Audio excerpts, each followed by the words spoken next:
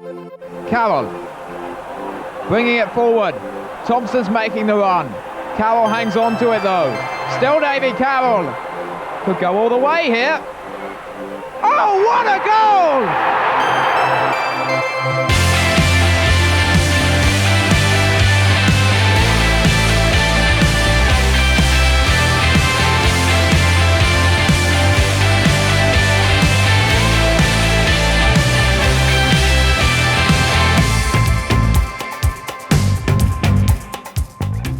Hello and welcome to this week's episode of Ringing the Blues, the official Wycombe Wanderers podcast in partnership with Virgin Media. On the show this week, we have all the action and reaction from the FA Cup tie at Deepdale versus Preston North End, and Chairboys fan Phil Maunder-Walker joins us for Till Death Us Do Part. But before all of that, let's head to Mexico City for some FA Cup fourth round results and some Chairboys Spanish with Uri. We are ringing the blues from Mexico City. It's me, Uri, and here are the results for the FA Cup fourth round. Leeds 0, Millwall 2, Leyton Orient 1, Manchester City 2, Coventry 1, Ipswich 4, Everton 0, Bournemouth 2, Preston 0, Wycombe Wanderers 0, but we lost on penalties 4-2. Southampton 0, Burnley 1, Stoke 3, Cardiff 3, but Cardiff win on penalties 4-2. Wigan 1, Fulham 2, Birmingham 2, Newcastle 3, Brighton 2, Chelsea 1. Ay, ay, ay. Wycombe Wanderers lost on penalties after holding a team from a higher division to a goal-less draw for 120 minutes. So Chairboys Spanish this week, penalty shootout heartbreak. How do we say penalty shootout? Tanda de penales. Penalties? Penales. Shootout. Tiros penales. And how do we say heartbreak? Heart, corazón. Break, rompimiento, or roto. Heartbreak, corazón roto. So, penalty shootout, heartbreak, that was una tanda de penales que nos dejó el corazón roto. Well, the FA Cup will miss the Chairboys definitely. Good job, Chairboys. See you next tournament. Back to England with mi amigo Filiberto Cachapollos. Until next week. Cheers, Uri. Right then, Wycombe Wanderers headed to Deepdale in the fourth round of the FA Cup. Here's what happened. Leahy raises his right arm to inform everyone what's going to happen. Cross comes in now, and it's cleared. Drops down to Lowry. He's urged to shoot by the Wycombe fans. He instead uses Sonny Bradley. Leahy still on the far side. He's got space. Leahy's left-footed cross comes in. Onyedinma's up! Heads just past the post. Inches away from Fred Onyedinma. Great chance for the Chairboys, and Onyedinma nearly repeating the trick. Gibson picks out Holmes in the busy midfield area now. Osmagic through the middle, he's through. It's a great chance. Norris sticks out an arm and saves. Osmagic still in the box. Skura working hard to stop the second shot. Shot comes in from the edge of the area and that's deflected. In fact, it's mishit into the ground and goes out for a goal kick. And Osmagic, with the best chance of the afternoon, flicked through the middle, and Norris came out and made an excellent save. Lowry on the right wing. Lowry picks out Stan Harvey in space, edge of the area, urged to shoot. Onto his left, he does go for goal, beaten away by the keeper Woodman. Good effort by Dan Harvey. And Paul Heckingbottom would be disappointed that Harvey was able to look at it with his right foot, had enough time and space to put it onto his stronger left and then put in a decent shot. Well,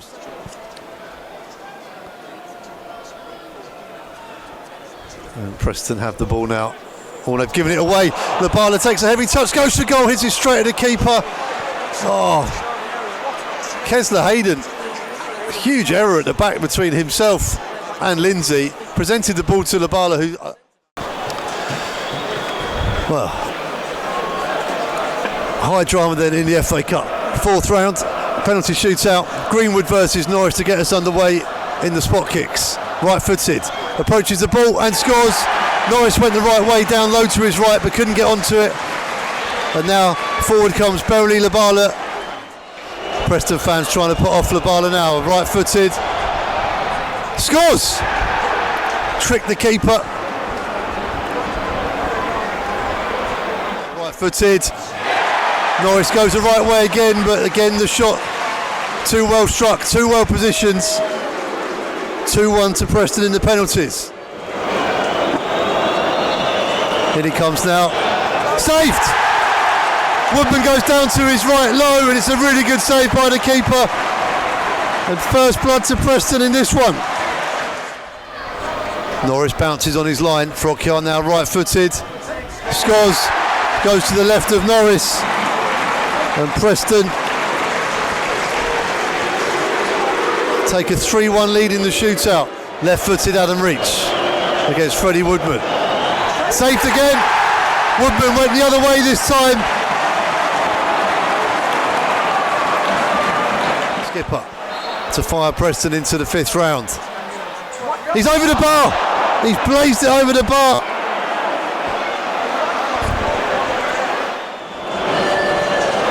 Scowen, right-footed, scores. Fantastic from Josh Scowen. It's 3-2 after 4 penalties each. Take this right-footed. Approaches the ball now and scores. Preston progress in the FA Cup. It's been a brave battle from Wycombe Wanderers. 0-0. Mike, where do we start? Heartbreak at the end, I guess. Yeah, I'm disappointed for the group because they did everything that we had asked of them, and I just said to them, like, there will be so many positives that we'll take from that when we get into the training ground on Monday and we review the game. So yeah, I'm disappointed. Naturally, I think the Wycombe fans will be disappointed, the players will be disappointed, but there's also plenty of positives to take from it to move us forward going into the last 16 games. It's an established championship side here at Preston in their own backyard as well, so huge amounts of pride, I guess, from the 90 and the following 30. Definitely. I just said that to the group in there. I said, like, let's make no mistake, you know, they're an established championship side with some real quality, in particular the top end of the pitch, that can really hurt you, and I felt we completely limited them to nothing, if we're being brutally honest. And I felt that they were trying to search for answers, and we just completely nullified them. I think probably my disappointment is we had probably 2 or 3 really good chances, and can we be a little bit more clinical in front of goal? And if we are, you know, we take through, say 3 points, but we're through to the next round. But yeah, look, I'm really happy with them. You know, my welcome to the football club's been incredible. And, you know, if that's anything to go by, we were going to have a really strong end to the season. 3 debuts today as well, two starting. What was your thoughts on their performances? Yeah, good. Obviously, there's some players that I know a little bit more of. There's some players that I know not as much about, and I think that was probably in my thinking around, you know, can I see them live in action? But yeah, I thought everyone, I don't want to really single anyone out, because to a man, I think they left it all out there, and I think you know, especially the lads that played 120, they ran till the final whistle, and that's, as a coach and as a fan of the football club, that's all you can ever really ask for. We spoke in the week, you said you wanted a match day to see and feel the group in the match environment. What were your thoughts now in the aftermath of this one? My initial thoughts, incredibly impressive. I feel really lucky that I've inherited the group that I've inherited, because until you have this stage or this arena and you ask them to do certain things, you're always a little bit, you know, can they execute it, can they do it? And everything I asked of them, to a man, they gave everything, and you know, they didn't go off script, which is really important for a coach. They didn't go off script. They didn't try and do something that they weren't asked to do. They executed the script excellently, and yeah, I'm really proud of the group. You know, gutted for them at the same time, mixed emotions, but if that's anything to go by for the last kind of 16 games, then we'll have a strong end to the season. A team looking to get into the championship, how can we use this as a springboard now for that run-in? Yeah, definitely. Like, as I said, they're established. They're an established championship team. You know, they're not looking down. They're looking up in the championship. And in particular, I think our out of possession stuff was outstanding. I think probably in terms of the evolution of where we're going, I think the in possession stuff needs to evolve. But that is a wider piece that is something that will take a significant amount of time. But regardless of that, we've got to think about the short term, and the short term is obviously getting to where we want to be. Huge turnout by the Wycombe fans today as well, and they played their part when we really needed them. Yeah, I'm glad you mentioned that, because I'll be honest, I didn't know what to expect. Obviously, just with the distance and the travel and whatever else. But I thought they were incredible, and let's be brutally honest, if they weren't here, it would have been a very quiet game. Yeah, they were amazing. I'm looking forward to obviously a home game where I can really kind of sample and taste the Wycombe fans. But you know, from my point of view, on behalf of the whole team and the football club, really appreciate the fans that travelled all this way to support us. And in what has been a hectic week for you and the club, but you must be looking forward now to a week at Harlington, building up to a Saturday league game next weekend. Yeah, I'm looking forward to like a full week, and you know, actually kind of planning and organising and preparing for what's going to be, you know, a tough game. You know, they're fighting for their lives, they're fighting for every single point, so it'll be a really, really tough game. It might look slightly different to that, but yeah, I'm looking forward to the last 16 games. Luke, heartbreak really in the end after a monumental effort this afternoon by everybody. Yeah, definitely. A big word was everybody. Everyone played their part today. You know, we've just gone toe to toe with you know, a stable championship side. So yeah, disappointment, but you know, look on the bigger picture. You know, the boys dug deep today, and to a man, everyone stood up, and it was just, you know, penalties is a lottery, and you know, it was one of them. Toe to toe away from home as well in a big stadium and a big crowd today. Yeah, definitely, and I just said to the lads in there, like, you know, after the few weeks we've had where, you know, the Gracie and Vokesy taking us, and then the new manager coming in this week, and a few training training sessions with him, to do that today is, you know, it speaks volumes of the group we've got and the group we've created, and you know, a big 16 games now for the football club and as players. This could be used as a carrot, I guess. This is championship ground, championship side. We're looking to get to this level. Is this a real incentive now? Yeah, definitely. Didn't think there was much between the sides. You know, I thought we started really well, and there was a little part in the first half where they got on top, but we dug in, and to a man we were monumental, and we limited them to chances from 25 yards, shooting outside the box, and crosses that we dealt with. So yeah, just like I said, everyone in there is can be so proud, and you know, we win together, we lose together.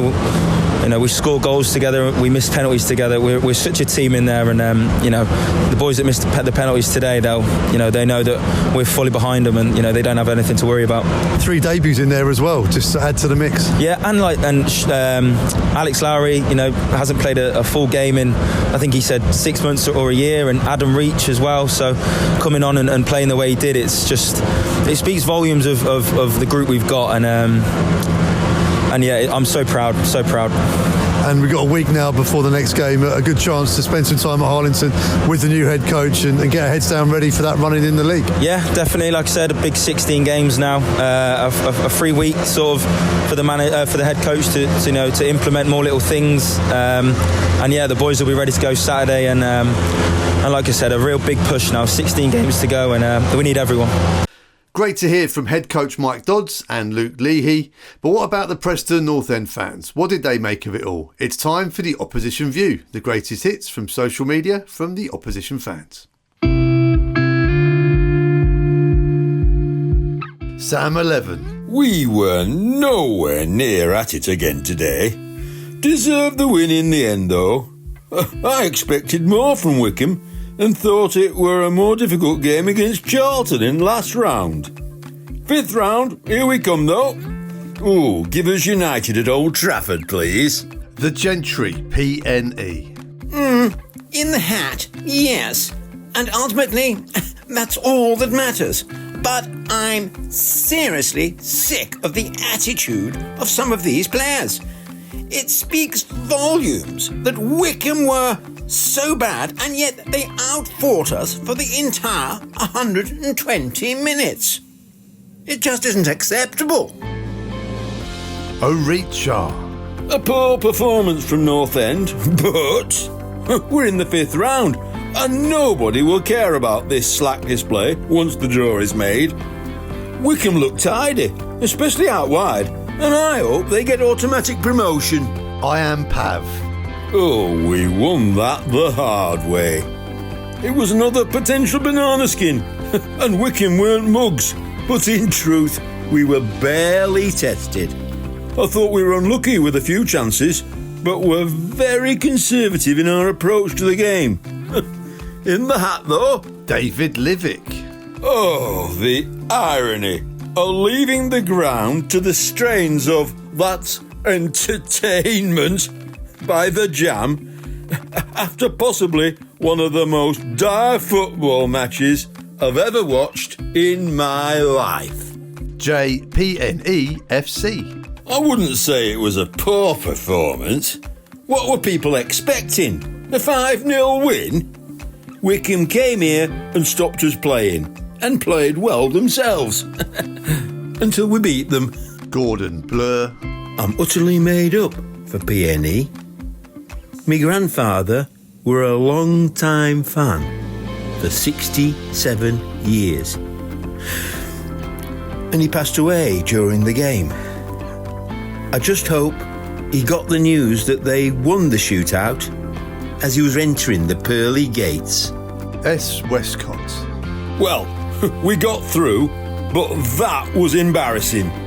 Too slow, no ideas. Outplayed in midfield. It were hard to know who were the championship team.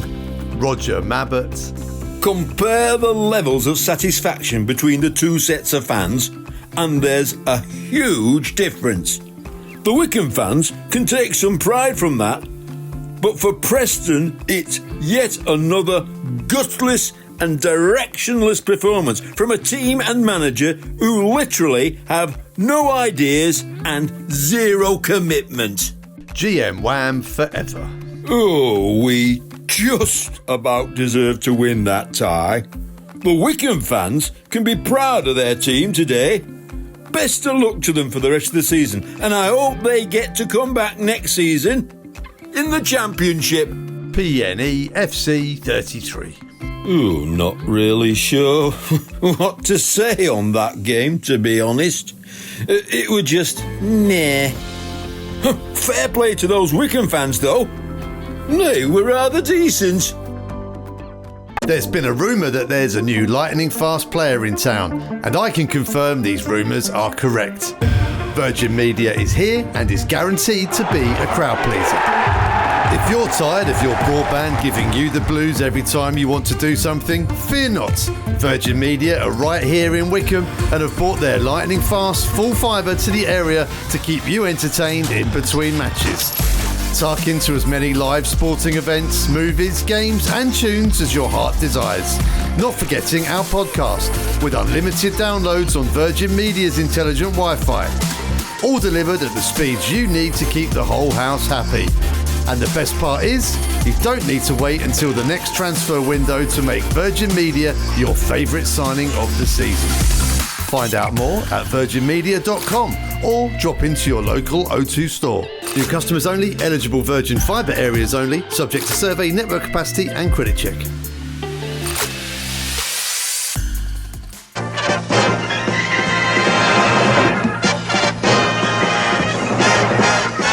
Supporting a football club is like a marriage. Your club is there for life through the good times and the bad.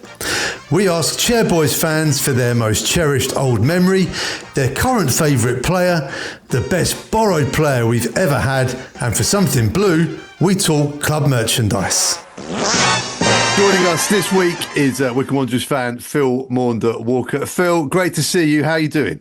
Yeah, I'm good, Phil. You? How are you getting on? Very well indeed. Dodging the showers on a January or February now Friday before a cup tie, so doing well. It was great to meet you end of last year at Adams Park, and we sort of talked about doing this. So I've been excited to chat to you ever since then. So let's start off with how did you get involved supporting Wycombe Wanderers? Where did it all start? Yeah, it all started when I worked at Rebellion, really. 18 years ago, I started working for Rebellion.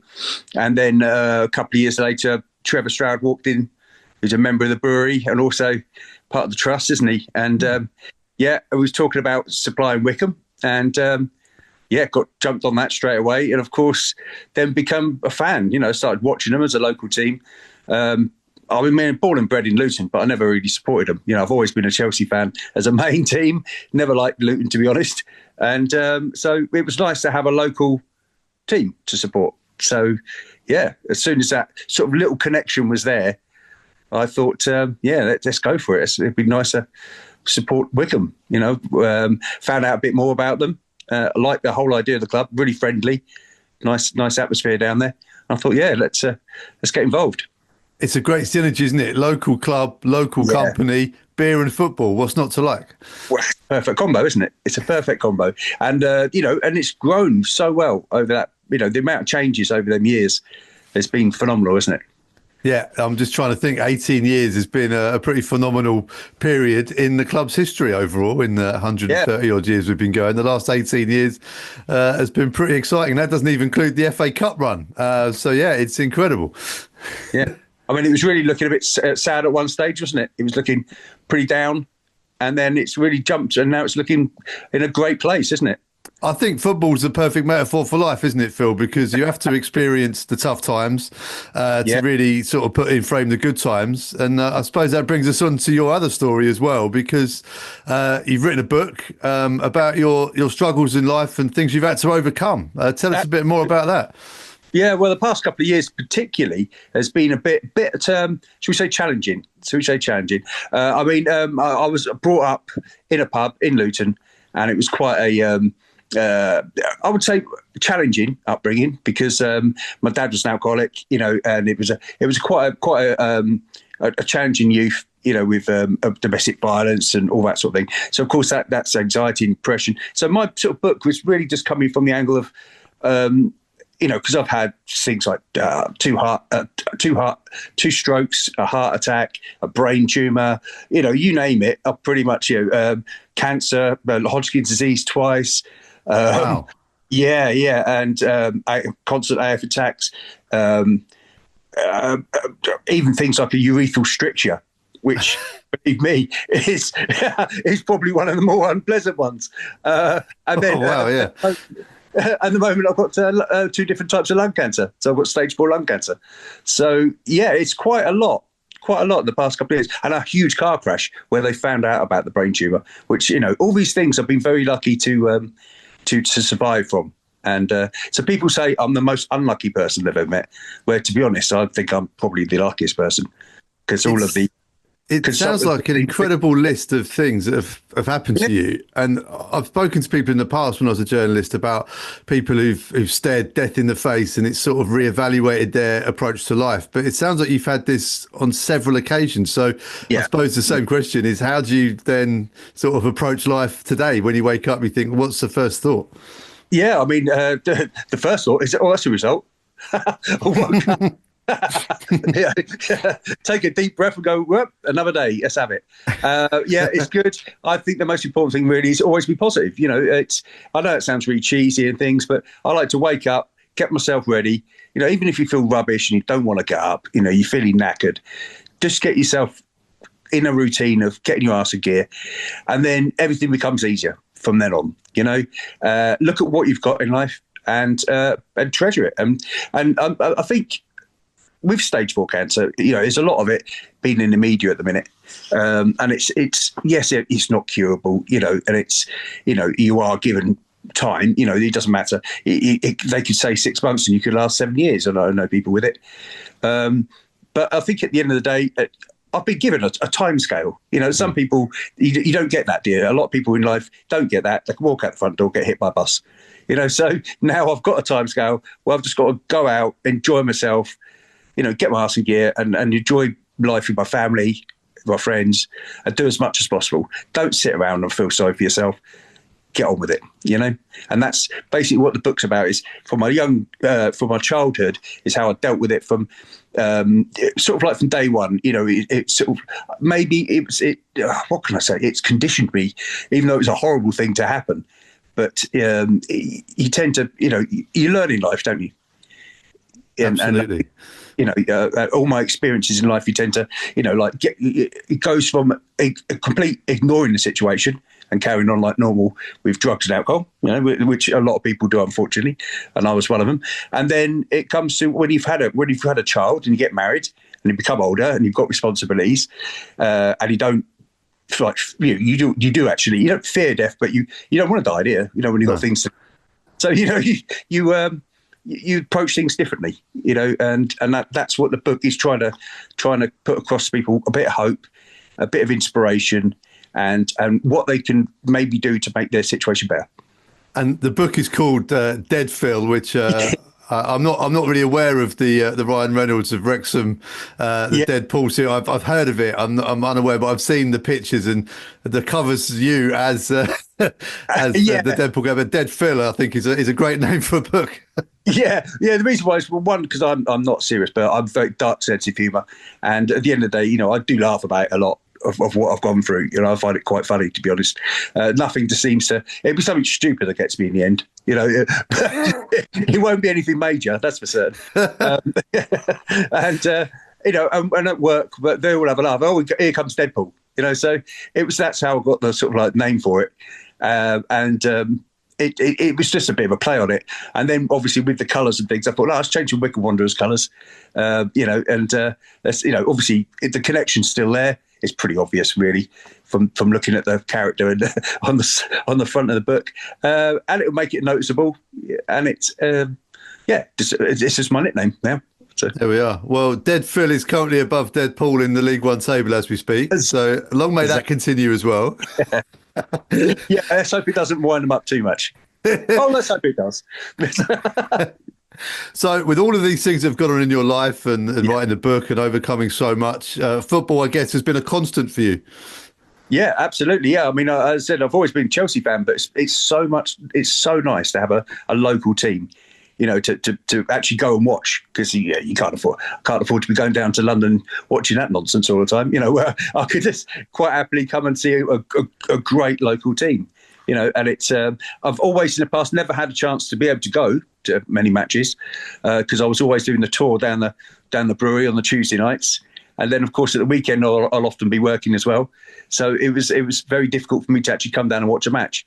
But lately, I have been, and I've thoroughly enjoyed it. I only saw my first game at Wycombe last year, which a couple of years ago, which is crazy. Always watched highlights or keep an eye on the school all the time, listening to lads at work who all come down, who are all fans, how the game went, but never had a chance to actually enjoy it myself.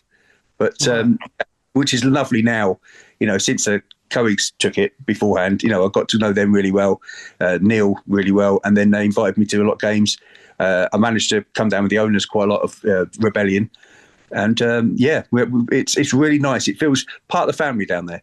Absolutely, it is a family. So let's get stuck into the questions then. Your favourite ever Wycombe Wanderers memory, what's it to be? Well, that was when I got invited to go and see the playoffs at Wembley in the Royal Box with my boss Tim and Will Shaw, the chef. Ah, yes, yeah. Yeah. We had a great time. It was just, the result was obviously not what we wanted. But all my family are Sunderland supporters because they're all from Peterlee, County Durham. And, so we had a lot of wind up before the game. And of course, they unfortunately got the last laugh. But the actual day itself was just such a great atmosphere. It was a great experience, a lovely day, just not the result. Yeah, what's the Royal Box like? Because obviously I just slum it in the press box. So what's it like in the Royal Box? I don't know what makes it royal, but the view's good. the view's great, and I suppose you get nice drink and food. But what does make it royal? Good point. No, I don't see anything. There wasn't any royalty, but there we go. Well, there was Wycombe Wanderers royalty there that day, which was the main thing. Sunderland obviously won that day, but he talks about Wycombe being a small club, a community club, a family club, and then coming up against one of the giants in football of Sunderland at the home of football. It shows you how far this club has come in the last 30 odd years. Yeah, absolutely. And and I think in the FA Cup we're particularly good at cups, and I can really see. It's exciting, isn't it? I think, when they played Aston Villa, give them a really good go. And I think at the end we could have had them. You know, the amount of chances that were just hit off the post. And, you know, I think really at their day, they can, you know, they give anyone a good run for their money, especially at home. Yeah, the beauty of cup football. So at Wembley. Hopefully, we don't need to go back to Wembley this season. Hopefully, it's looking good. We can put our feet up and watch the playoffs. Yeah, that'd be a lot less tense, wouldn't it? It would be. Playoffs are great, but they're only great if you win them, which is an obvious thing to say. But when you lose them, they hurt like hell. Yeah, it's heartbreaking, isn't it? It is heartbreaking. I mean, we didn't walk away from the Sunderland game, you know, it was a great moment, but, you know, it's when you lose, you think, but it was a good day, and it was great to be able to make it to the playoffs, isn't it? Absolutely. Wembley's always good. Right then, on to the current day. Something new. Your favourite player in the current squad? Well, it's got to be Richard, isn't it? Cohn. He's got. I mean, he's a goal scoring monster, isn't he? What a player! Yeah. And also keeps his head. He's got his very cool head. The King Kone as well. It's all there. The nickname, the story as well. I mean, we talked about your story. Yeah. He's got a fantastic story. The route into football's unique. And I love the way that he has no fear. He just attacks everything. Yeah, and that's what you need, isn't it? At the end of the day, putting him away and the confidence and the cool head right at the last minute. You know if he gets the ball, he's probably going to get it in the back of the net. So, yeah, he's a pleasure to watch. And, a real great addition, isn't he? What a find. Were you worried when there was all these reports of Luton coming in for him? Obviously, it's a place you know well. Yeah, it is a place very well, and that would have been heartbreaking, wouldn't it? You know, halfway through the season, losing your top goal scorer would have been, and manager. You know, that's a double whammy, isn't it? So, but I think everything's looking great, isn't it? Got new head coach. Yeah. Still got Richard. So, you know, can't be any better than that, can it? You know, a huge window. I think we signed a fair few players as well, but I think a few fans have made this point, which is worth repeating on here. Keeping Joe Lowe, keeping Richard Kone, where there was reports of championship offers coming in, they're just as important, aren't they, to keep them? I think, it's very similar to my job. You know, as though you could get loads of new customers or new players if you haven't got the really good old ones. You know, the ones you've got in the team, the anchors, the ones you can't lose. You know, they're very difficult to replace, aren't they? Absolutely. You know, and with Richard, it's interesting how he's really relished the opportunity at Wycombe Wanderers. And I think everybody kind of expects at some point he's going to kick on. And I think he's going to play in the Premier League. I think he's that good. And it's just, if we can keep him for enough time that we can really enjoy him and really give him a platform. And I think if he does go to the Premier League, we can all then take a huge element in pride and watch him on Match of the Day. Yeah, absolutely. I mean, let's hope, when we go up, come on, he comes up with us and, puts us, you never know, dear. You never know. You know, championships are hard. It's a hard league. If he can get us past that with the rest of the boys, that'd be amazing, wouldn't it? I mean, you are an optimistic fella, Phil. Could I say to you, would you like to see Richard Kone playing in the Premier League with Wycombe Wanderers? I mean, couldn't get any playing Chelsea. Love that. Absolutely love that. Who would I support? Wycombe. Of course I would. Absolutely. Richard Kone hat-trick at the Bridge. I'd be there for that. Absolutely. You got a dream. I love the dreams of football. That's the best bit. Absolutely. Yeah. Right, we're on to something borrowed. Our favourite ever loanee, and this season has thrown up quite a few contenders for this as well. But we've had some great ones down the years. Who's your favourite loanee? Well, it's difficult because I haven't been watching him a lot, beforehand. That's the problem. But I like Cameron Humphreys. He's a cracking watch. Talented young lad. Again, very cool.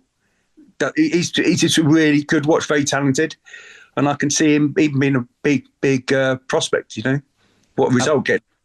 Absolutely, he's the guy that we often say on the commentary. He's the key to the door when teams come and sit deep and defend and throw bodies in the way. He's got that little bit of spark and genius that can unlock the door, and I love watching players like that. Yeah, me too. And that's what it's all. That's why I like Palmer. People that can spot. They know the cross. They know their targets before they get the ball and they know where it's going to go straight afterwards. And he's that kind of player who's got that bit about him. He's an intelligent footballer. Yeah, and when you watch players live, when you're at the game, Yeah. and you can see, and like, because you can't ever really pick this up on the TV, but you can just sort of drift off and just watch one player for 5 or 10 minutes and just watch what they do. His use of space, and Kone's got this as well. They understand how to make space for themselves, and they always seem to have more time on the ball than everybody else. That's always the key indicator for me of who's going to play at the top level. Yeah, absolutely. They've made the space, haven't they? That's the thing. At the end of the day, they've made that space, which is it's intelligence. It's football intelligence, isn't it? Really, that does that. You know, the spatial awareness and understanding what the next, not what the next pass or the next move is. You already know what the 1, 3 or 4 down the line. That'd be an amazing skill to have in life, wouldn't it? Wouldn't it just? It'd be lovely. Right, I wish I had it in the past couple of years, but rather than just winging it. But yeah, I mean that's it at the end of the day, isn't it? You know, if you could, I mean that's when they're at the top of their game, isn't it? These sort of people, and he's definitely got that. And I think if he carries on the way he is, I think he'll be another one that you'll see in the big clubs eventually. Because he's a loanee and we're developing him and he's doing really, really well. Obviously, we'll take an element of pride in that as well. But we've got our academy now. We've made our first signings into the academy. So at some point in the coming years, we'll hopefully be having our own Cameron Humphreys that we'll be excited about, and that we've grown from 12, 13 years old and come through the system, and that'll make us all incredibly proud, surely. Oh, it'd be fantastic, wouldn't it, to get them straight from homegrown talent is always the best one, isn't it? You know, the fans always love it, the players take a lot of pride, and then if we can get them players that do really well for us and then go on to even bigger heights, it's a lot of pride involved, isn't it? Absolutely. And it's the money game as well, I guess. If you create talent and you sell it on and they go and do what they go and do elsewhere in the world of football, it all creates value and puts it back into the system. It's all pure profit, isn't it? There we are. And some goals along the way, hopefully. Goals on the way, and then that money goes into developing some new players, so. And the cycle continues. There we go. Right, we're on to something blue. Your idea for the club shop. What are we missing out on in the club shop? Branded Deadfield T-shirt. Exactly what you're missing. And about. I'm rubbish with merch, so I haven't got any old. I've only got one Chelsea shirt from the age of 7. So myself buying it, I'm a bit rubbish, but I'm going to get myself a branded Wycombe shirt in the next week. Deadfield on the back. Which number would you be? Which number? Good question. Let's go 24. 24. Oh yeah, the number. Yeah, exactly. Let's go. If you're gonna go, let's go big. There we are. I was going to say, if you've got a lucky number, because obviously everything that's happened in your life, the way you've approached it, would you consider yourself having a lucky number or an unlucky number? No, not really. I'm just. Am I superstitious? No, I can't be superstitious. It's. No, I mean, I always say lucky 8. I don't know why I say lucky 8, but I don't really have a lucky number, to be honest with you. Well, the fans, when you're at Adams Park with your branded shirt, they'll see Deadfield on the back. They'll know who you are now. They can come and have a chat with you. Brilliant. And sit at the bar as well. Surely there must be some sort of Rebellion, Wycombe Wanderers merchandise tie-ups we could do here. Oh, of course there is. There's always something we can do, isn't there? Yeah, I'm thinking maybe some bar towels. We don't see them very often these days, but no, we had to stop for a while. But really, is the bar towel gone? Is that not a thing anymore? Rebellion bar towel's gone. Unfortunately, it was the cost of it was going through the roof, and the popularity of it was going down. So unfortunately, that sort of thing's gone, which is a shame because that was an old school thing to have, wasn't it? Absolutely. I am showing my age here by talking about bar towels. I don't see them anymore when I go to the pub. Let's bring it back. I know. All right, we're on it. Don't you worry, Phil. Yeah, whatever happened to the bar towel? Interesting. Yeah. Wycombe Wanderers pint glasses with Rebellion, maybe? Yeah, that's all we need to do, isn't it? Add your logo on it. We'll have to have a chat with the guys, won't we? Yeah. If Wycombe were to get promoted this season, would there be a sort of celebratory sort of bespoke ale, and what would it be called? Oh, that's a good shot. I mean, again, we'll have to have a chat with you guys. I don't want to be throwing some names out there that we could always be doing that. But that's be up to the choice of. We'll have to put it out there, wouldn't we? Ask it. Yeah. A pint of championship sounds quite nice. Pint of championship, yeah. Wouldn't that be great? I mean, what a fantastic thing that would be, though, to go up. because going up in COVID sucked, didn't it? I mean, you had, what a blow, to go up and then to not have that support. Yeah. What is it? We saw the huge amount of adaptability of football to kind of keep going during lockdown and sort of Project Restart and giving everybody the entertainment, but it was obviously behind closed doors. I mean, for Rebellion itself as well, you guys, obviously hospitality, but you guys had to change and it became a very much a home delivery service, didn't it? Yeah, so we always wanted to get home delivery on the, offer that option. So of course that then give us the time and obviously the urgency to, right, we've got to get this done. So, home delivery now is a fantastic service to be able to add, and the drive-through particularly, that was amazing in COVID. Would we have been able to do it? I don't know. Probably not, because not for a long time. Yeah, give us the time and the urgency to get it done, and it worked really, really well. It only took a couple of weeks to put in place, and the guys were they were smashing it out. So unfortunately, I work from home because vulnerable with my lungs and things. Yes, I juice early then. I didn't realise they were this bad, but so I was working from home. But just watching it happen was amazing. Just hearing about it and seeing it in place was and it got everyone out, didn't it? At the end of the day, it got them out for the beer run. Yeah. And it was just a nice thing to be able to carry on going. Kept the business going, and that's the most important thing, isn't it? Yeah, absolutely. Well, another lesson from football: adapt and learn and take the opportunities elsewhere and see what happens. But like you say, the home deliveries, part now that may not have happened. I mean, the streaming of football as well. Accelerated that hugely. So these challenges are thrown in front of us, and we overcome them. You have to. If you just you can't be sitting there feeling sorry for yourself, and that goes in business as well, doesn't it? You've got it certainly does. Look at the situation and build on it. There we are. So your book then, it's available. Where can people find it? It's the crowdfunding's just still going. So once that's finished, we'll get that. We just my wife is adding some bits at the end of each chapter from when we met. So it's her point of view. And it's honest. The whole book is very honest. And then, of course, it's got bits at the end where how we had to tell, obviously, and how we've dealt with telling our daughter and how we've dealt with it as a family.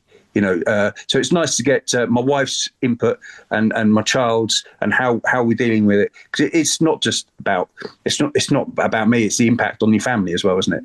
I was about to ask that, because your attitude to this is incredibly sort of stoic and upbeat, but obviously it is your friends and family that will bear the brunt of this as well. So how have they been able to? Do they take your lead, or is that extra kind of, I don't know, work's the wrong word, but how does this work with those guys? I mean, if it was if this was my wife going through it, I'd be in complete bits, to be honest with you. It's a completely different thing. I've gone through a lot in my life, and I just deal with it the way I deal with it. It's just I'm lucky. I'm very positive and things. But if it's loved ones, they don't get the same. So everyone always asks after me. They're not asking after them. So it's very difficult. And I see this, and I see the hurt it puts on them, and it is hard. I think it's harder than actually having the thing itself. At the end of the day, so it's nice to be able to talk about that. And to, and if we can help anyone going through these sort of situations, because I mean, it's not just about cancer; it's about everything that I've gone through. Most of them health conditions someone's going to have at one stage, and all of them are life changing. So it's all about the impacts on your family, your work life, your just the way your activities. You can't go out and do certain things that you want to do anymore. And it's just how you can deal with it.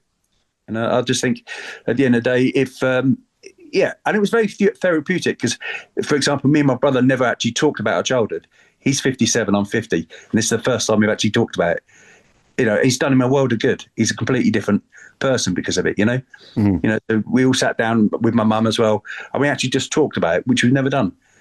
And there's so many families who've been doing exactly the same. They just ignore these sort of bleak parts of their life, don't they? Don't talk about it. But it does have a massive impact. And if they did talk about it, the relief and the weight off your shoulders is phenomenal. So this book, when it is available, if someone is either going through something like this themselves or a member of their family, is this sort of almost like a ray of light and a bit like you're not alone? There's ways of dealing with this. Yeah, absolutely. And this will be available. It'll be available sort of like, I would say, early summer, late spring, early summer. By the time it gets, I've got to get it all. As I say, we've got to finish our little bits in it, get it proofwritten, proofread, edited, and out there. It'll be hopefully most of the local bookshops at Rebellion, obviously, and I've got a website that will get built, and then if anyone wants to contact me, with their issues, I'll be replying back to them, because I want to help as many people as I can. Really, that's what I'm doing it for. Well, Phil, you're an inspiration, mate. It's lovely to chat to you about life, really, and football as well, being the framework and the way that's brought us together. But yeah, it's an inspiration because, life can get you down, and sometimes you just got to think, let's put this in perspective. Yeah, I mean, it's not competition, is it? We all have our problems, and they're all equal to whatever you're going through in life. So it's if I can help in any way, that's what I want to do. There we are, and and we'll see you at Adams Park, and yeah, absolutely, and hopefully we speak the day before the fourth round of the FA Cup type Preston. Hopefully, a big cup run, and maybe Chelsea at Adams Park. You'd love that. Oh, it'd be great, wouldn't it? Wouldn't that be great?